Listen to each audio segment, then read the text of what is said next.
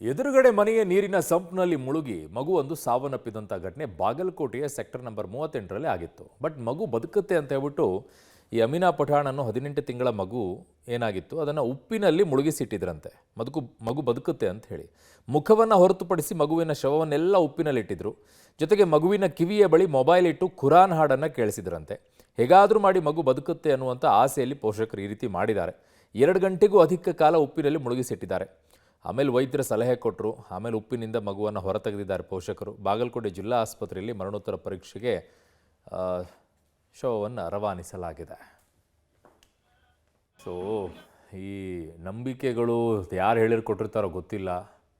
ಉಪ್ಪಿನ ನೀರಲ್ಲಿ ಮುಳುಗಿಸಿಡಬೇಕಂತೆ, ಮುಖ ಆಚೆ ತೆಗೆದಿಡಬೇಕಂತೆ, ಖುರಾನ್ ಪಠಿಸ್ಬೇಕಂತೆ, ಇವೆಲ್ಲ ಏನ್ರಿ ನಂಬಿಕೆಗಳು? ಸೈನ್ಸ್ ವಿಜ್ಞಾನದ ಬಗ್ಗೆ ಸ್ವಲ್ಪ ತಿಳ್ಕೊಳ್ಬೇಕು. ಸತ್ತ ಮೇಲೆ ಯಾವುದಾದ್ರೂ ಮಗು ಆಚೆ ಬರೋಕ್ಕಾಗತ್ತಾ? ಯಾವುದಾದ್ರೂ ಶರೀರ ವಾಪಸ್ ಬರೋಕ್ಕಾಗತ್ತಾ? ಏನು ಯಾರ್ಯಾರು ಹೇಳಿರ್ತಾರೆ ಕೇಳಿರ್ತಾರೆ, ಪಾಪ ಅವ್ರಿಗೇನು ತಂದೆ ತಾಯಿಗಳಿಗೆ ಮಗು ಬದುಕಿದ್ರೆ ಸಾಕು ಅನ್ನೋದಷ್ಟೇ ಅಲ್ವಾ.